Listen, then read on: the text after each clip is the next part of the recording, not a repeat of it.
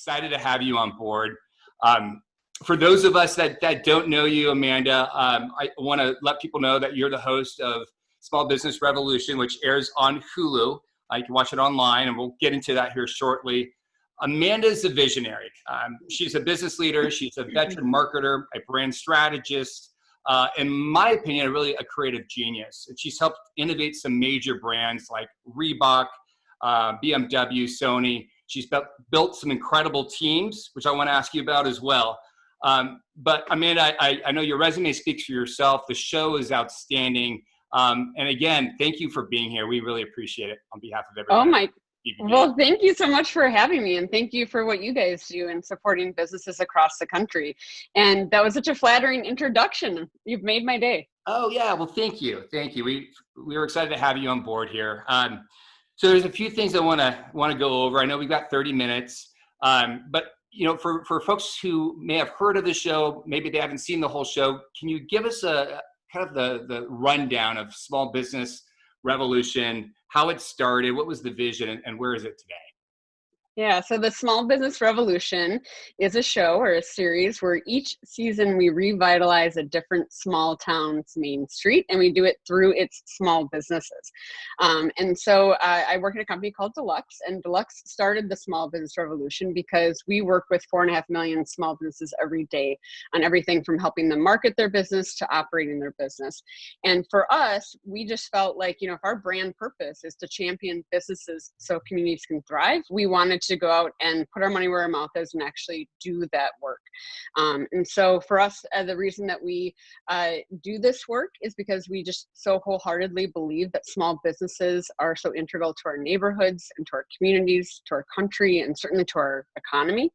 And so we want to tell the stories of great small businesses and show how business support can truly help entrepreneurs run their businesses better, feel more secure in running them. But what we love about the show is it's technically considered an unscripted show. It's in the reality show genre. But while we use some tropes that you're used to seeing in reality shows, the one thing that we don't do is we don't kind of create that drama that you see on kind of, sometimes the network reality shows. We're truly there to help these businesses. We always say it's a makeover show with heart.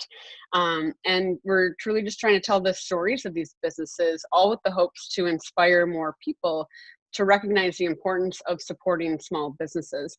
When you support a local diner or a local barber shop or a local retail store, those dollars stay within your community and they're creating jobs within your community. And so we really, through the show, it's more than a show. It truly is a movement.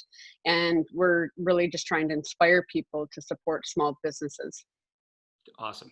Great. And there's a picture of you and Ty. So Ty, this last season and this season, right? You two together co-host the show? Yeah, so he's been my co-host for seasons 3, 4, and we're in the midst of filming season 5. And then for seasons 1 and 2, my co-host was Robert Herjavec from Shark Tank. And they've both been incredible co-hosts. They both really care about the mission behind the work.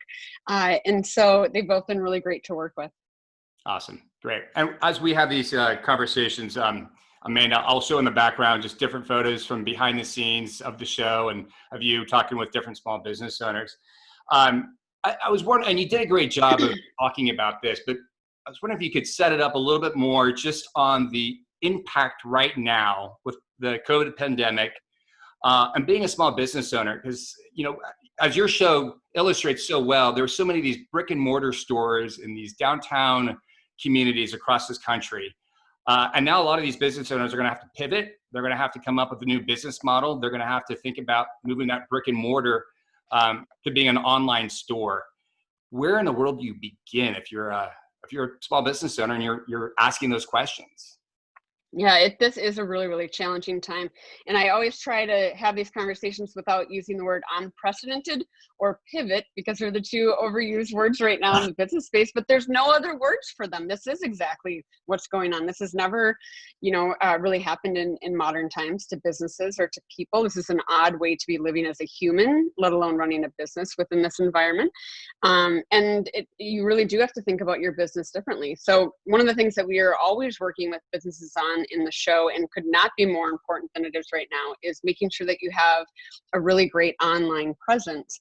So even as some of the different states or cities are starting to allow people to, or are encouraging people to come back out, and some of the stay-at-home orders are being lifted, people still aren't going to come back in the capacity they were before. So for the foreseeable future, this is the business, trying to figure out how you operate without people physically being in your space, and how you continue to bring in money. And so we're seeing businesses really figure out, my online presence is my storefront. That is so important right now. And so many businesses don't spend a lot of time focused on their online presence, but it's really, really vital, so thinking through how people find you online, what the story that your website tells about you, if you're using social media to engage with your customers, how you're using directory listings and marketing tools like email marketing or print marketing in these times. So what we're seeing is that the businesses that are not just surviving, but are trying to find a way to thrive during these times, are kind of focused on three things. The first thing is that they truly are thinking about their business model and getting really focused on what they sell, how they sell it, and where they sell it.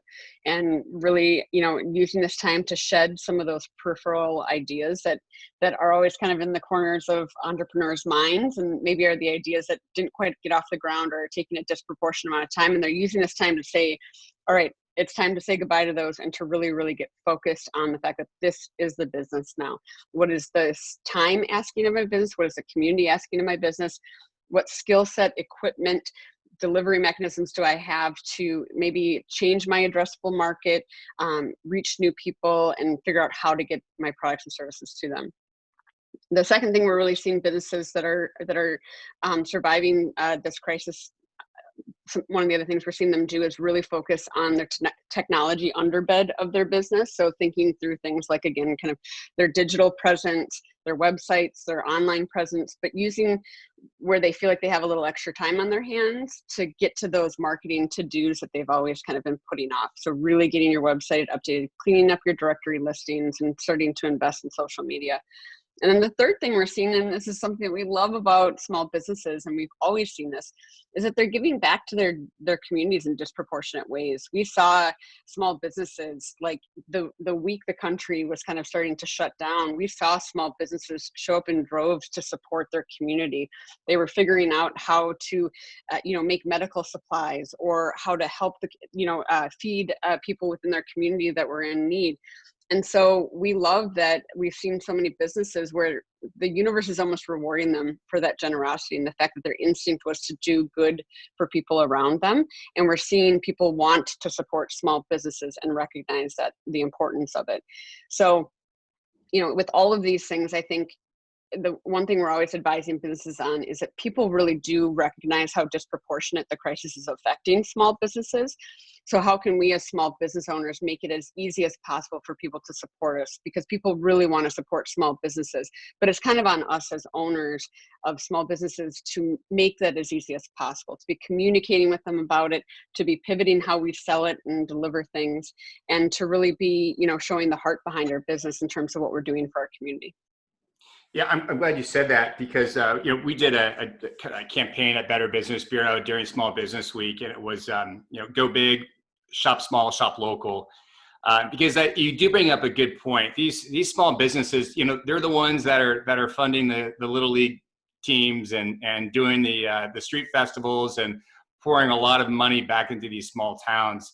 The giving back, the success stories of those businesses, it's inspiring. It does show the true colors of the people behind the business that really get this economy running and going. I'm curious, the conversations that you've had over the years before COVID, and then even now as you're talking to business owners, is there a story or two that comes to your mind that really inspires you, and you say to yourself, holy cow, this is an amazing person, and no one knows, have any idea on what kind of impact and how they're giving back to their community? Yeah, very insightful question. So we actually started a new series during COVID called Small Business Big Heart. So we produced a big series, Small Business Revolution. We're still producing season 5, but we were seeing small businesses, again, give back to their communities in such incredible ways during this crisis. And so we wanted to celebrate and tell the stories of entrepreneurs who were fighting for their communities. So again, it's called Small Business Big Heart, and we would interview over Zoom, much like what you and I are doing now. We would interview entrepreneurs about what they were doing within their communities, and then we would open GoFundMe pages to support the work that they were doing within the community. We've had like over 1 million views of the series. It's just been incredible, and people are sharing all these incredible things that entrepreneurs are doing. But a couple come to mind. So there's this great locally owned furniture store in Austin, Texas called Austin's Couch Potatoes. And so a gentleman named Brian runs it. And so they make custom furniture.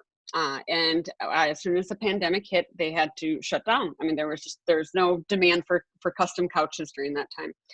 But he just felt compelled to do something, and he looked around his factory or his facility, and he realized one evening that the material that they make their pillow coverings and some of the linings out of is the same material that medical grade masks are made out of. And so overnight, he started to reconfigure his software and his cutting tables to use the fabric that he had on hand and start making medical grade masks to give away. PPE equipment is still in a shortage, but if you remember the first couple of weeks when COVID was first starting to hit, it was like you couldn't be found. And we were hearing about our medical professionals having to reuse masks, and it was just terrible. So he just started reconfiguring and started creating all of these medical grade masks and just giving them away to first responders and to healthcare workers. And it was incredible. And what I love about this is, so a few weeks after he started just doing this, and it allowed him to like keep his employees busy and feel like he was doing something. The Department of Homeland Security called him. And so he was a little nervous about why they were calling him. But they had heard about what he was doing, and they asked him if he could make isolation gowns. And so he secured this large government order for this PPE needs around isolation gowns, which then allowed him to hire his employees back, keep them whole, and his business is financially, able to survive this time. And so I just love that. Like his instinct was to like make masks because he could and he should and wanted to. And then this big contract comes as a result of it, and now his business is staying afloat. And so I just love that kind of, when you do good for the right reasons, I think you're rewarded for that. And I love when people do it because that's just what they feel like they should do, not because they're waiting for that reward. I have many, many more examples from the Small Business Big Heart series, but it's just been really incredible to see how entrepreneurs are getting so creative. And also the other thing we're seeing too is a lot of partnerships between small business and big business. So small businesses and entrepreneurs are great at just kind of like having an idea, pivoting, and just going for it. And then in these times, especially when supplies have been in shortage and things like that, then they've partnered with big businesses locally that have the resources or the distribution model to get those products out. And so we're seeing small business and big business work together during these times in a way that I hope we continue to see after we emerge from the crisis, because small businesses kind of have the nimbleness and the agility to come up with the ideas and just go for it. But big businesses sometimes have more of the infrastructure or supply chain to be able to deliver on that idea. Awesome. Great answer. And yeah, I know it's easy during turbulent times to talk about doom and gloom and all these bad things that are happening. But history shows itself that anytime there's a depression or recession or something bad happens to the economy, there's also this giant opportunity of innovation, ideas that come out of it, and people become stronger and businesses become stronger for it. So thank you for that answer. I know at Better Business Bureau with our accredited businesses who join our organization, one of the most important thing, if not the most important thing, it's our standards for trust, and specifically it's operating with integrity. It's being honest, it's truthful advertising, it's being responsive. How does that how important would you rank those standards and those values? Because it's not unique to one person or one organization. How important are those standards, do you think, for a successful small business owner? Oh, they're vital. They're key. I'm so glad that they're your core values. And I know that's what BBB is known for. I mean, I think people want to support businesses that are doing the right thing and that are doing it by the right standards. I think we all are starting to recognize that we have a lot of power in our dollar and where we spend it. And we want to support businesses that are doing the right thing and are operating with integrity, that they're treating their employees well and their customers well. I think when we're seeing, the last few weeks of a kind of civil unrest across our country, I think we're just starting to hold corporations and brands and businesses to a higher standard. And we want to see people living their values, not just saying that they stand for trust and integrity, but demonstrating that through their actions and through what they do or how they operate as a business. And so I love that there are organizations like yours that are holding people kind of accountable, that is a standard by which we judge businesses. It should be. It shouldn't just be financial success or financial performance. It should be how you run that business, not just the success of it. Great, thank you. For a small business owner out there watching this for the first time, and again, maybe they are familiar with the show, maybe they're not familiar, and they're going to start watching it. It is overwhelming. A lot of just all the information that's out there. What advice, if you just had 30 seconds to tell a worried business owner, like, what am I going to do? I'm having a hard time surviving here. What is the one piece of advice that you would tell them if you had the opportunity to sit down and have a cup of coffee or a quick conversation with? Yeah, I would say specifically in this crisis, you started your business from a place of strength. You started your business because you are strong, because you have an idea that you need to bring to the world. And I would go back to that source of strength and just trust in yourself and your instincts that you will get through this time, that you will figure out a way to pivot the business. You will figure out a way to be creative about, again, what you sell, how you sell, and where you sell it. But just trust yourself. Like, to be an entrepreneur is a brave thing during any environment. And so go back to that source of strength and know that you have the wherewithal to get through this and to look around yourself and recognize what your business can deliver in these times. Great. And with my fat thumb here, I'm going to try to share the screen again and show some of the behind the scene photos of the seasons that you've shot or are currently shooting. Can you tell us a little bit about season 5 right now? Because that's got to be tricky, because you've got the pandemic and then businesses are trying to remain open. And how in the world are you navigating, and what's the status with season 5? Oh, it's so interesting. So we start filming each year kind of around in January. And I remember in February, we were just starting to hear kind of these rumblings of this COVID, it wasn't even called a crisis at that time. And people were just kind of concerned about the virus, and there was just a little bit of talk about it. And I remember we said, I wonder if this will end up showing up in the narrative of season 5, if this will end up being a thing.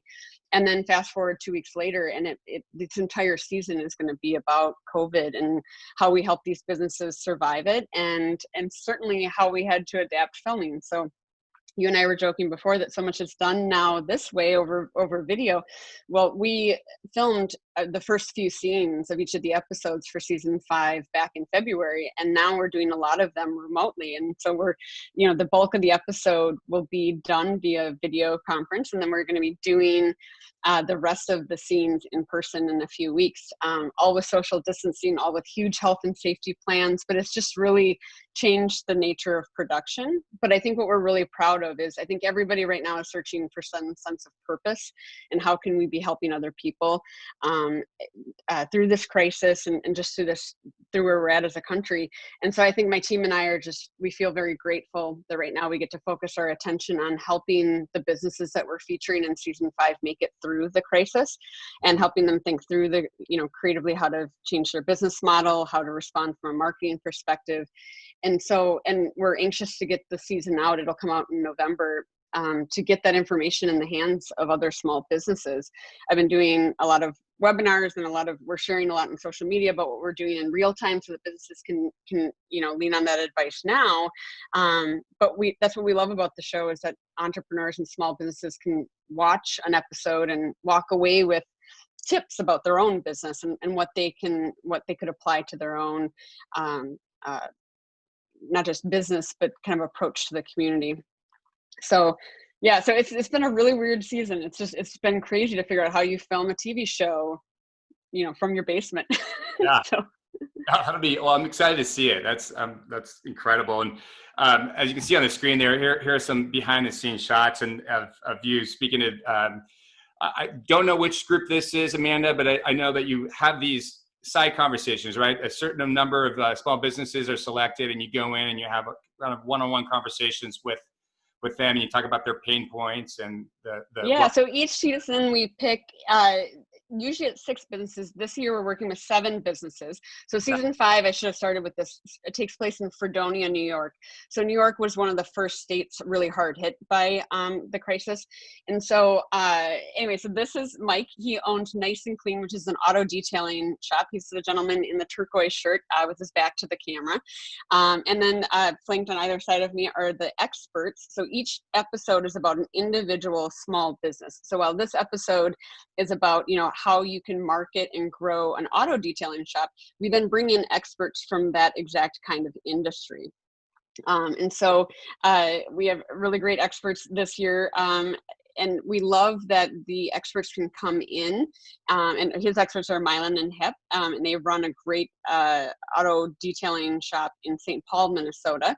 And they're working with Mike on, just thinking through kind of what kind of services he should be offering, how he can add things like window tinting, the margins on some of the different services he can be providing. So in each episode, we help the businesses with their marketing. We give them a complete marketing makeover, branding, their logo, their website, promo and apparel, all of those kinds of things. We then bring in industry experts like we see here, where they talk to them about their operations and kind of what they offer as a business. And then we bring in a financial expert and talk to them about their finances and their numbers. And then throughout the entire thing, we're hearing the business owner's story. And what we love is we never have to try and help them develop their skill set, and we never have to invent their passion. They come with that in spades. So it's our job just to tell their story and share it with the world. And then we try and walk alongside them with the right resources so that they can get back to doing what they love about their business. Because so few business owners got into business for themselves because they couldn't wait to build a website or figure out what their numbers were telling them. And so we love if we can help them with those resources, then they can focus on that passion and that skill set that they already have. That's cool. And the reveal at the end, a big reveal, that must make it all worthwhile. Oh, it does. That is what we're going to miss this year, is like just the in-person energy and the hugs and the tears. Those are all very, very real. While this is a TV show, it's in real life. Like these businesses that we work with over the years, they become a part of our family. My team and I talk to them all the time. And so it's a very emotional connection to work with someone. It's very intimate to work with someone on their business. They have to be very honest throughout the filming of the show. I'm so appreciative that you've seen it and that you watch it, but you've seen some of the tough discussions we've had about numbers. People have had to admit that they're not making money, which is far more common than most people realize about small businesses. And so they're very vulnerable with us. And so we take that very seriously, and we appreciate the trust that they place in us. And it's just so rewarding for us to be able to help them. Yeah, it's excellent storytelling, and it's you get sucked in, right away as you watch these. And I like you said, I know this year will be a little bit different with the pandemic, but we're excited to see future seasons as well, and season 5, because it sounds like you've got a great cast and some incredible small business owners that you worked with. For those of us that want to get involved, maybe because I know I've participated and I've reached out and I voted online a few times, but for future seasons to get a business recognized or to get them in the mix, how can they get started? What's step 1? Well, so this is interesting. So for season 6, we actually have a little bit of a different, so speaking of pivots, we're going to be pivoting a bit. So Deluxe and myself and my team, the Small Busines Revolution team, is based here in Minneapolis. And as many of us know, a lot of the civil unrest that's happening in the country really started here through the murder of George Floyd, which happened right here in Minneapolis. And so we are going to be bringing season 6 back home to Minneapolis, and we're going to be going to be focused on the businesses along Lake Street, which was really kind of that front stage to much of what we saw happening across the country. And we're going to be really proud to be supporting. We're going to be focused on Black-owned businesses, and we're going to be really focused on economic empowerment. So we're going to be, every year we focus on access to capital and business training and everything, but we're going to be really doubling down on that and surrounding. We're not just bringing the show back, but we're going to be bringing kind of the power of the brand and the movement to really, turn the spotlight on the importance of supporting minority entrepreneurs and telling the truth about how hard it is to be a minority entrepreneur. It's hard enough to be an entrepreneur, but there are some systemic things in place that make it harder to be a business owner when you're a person of color. And so we are honored to be able to tell some of these stories, and we're looking forward to doing that. So for season 6, we'll be bringing it back to Minneapolis, which we feel like we're going to be very challenged by and we'll feel very passionate about. But so right now we're just doing a lot of listening. What would be helpful to that community, what would be helpful in our process. But this is what we do. We help entrepreneurs run successful businesses. And so we're very excited to bring that process to Lake Street. That's awesome. That's super cool. I'm really excited now to see that. So what a good idea. The cool thing about you, Amanda, I send you a tweet and you reply within like 10 minutes. So thank you. That's how we connected several years ago. So thanks for engaging with me and others that watch your show, and appreciate the hard work that you and your team do. And a shout out to your team. You've got a great group that you work with. Oh my gosh, right? I get a lot of credit for coming up with the idea, but it wouldn't be possible without this entire, there's just, the team is so far reaching, and everybody believes so wholeheartedly in what we're trying to do. We're really not just producing a show, and it's fun to produce a show. We are truly trying to change lives through what we know how to do. We are marketers. We are small business experts. And if we just sit on that information, what good is it? We want to take it out into the world and help entrepreneurs be successful. We just so wholeheartedly believe in small businesses. And so I feel very blessed. Everyone from my team at Deluxe to our film crew, Flow Nonfiction out of Austin, Texas, to all the experts that each year volunteer their time to help these businesses. I'm really moved by how many people have wanted to be a part of this movement, and people like you who jump on the bandwagon and help us amplify the message. So thank you for doing that. So it's every once in a while I get to stop and think about the impact we're making, but it's truly us that feel very blessed to be able to do this work. There you have it. Amanda Brinkman, host of Small Business Revolution. There's the website on the page in front of you. Please check it out. It's well worth it. Amanda, thanks again. It's great seeing you, and I look forward to connecting with you soon and getting a follow-up and watching season 5 and seeing how it all unfolds. Thank you so much for having me. You bet.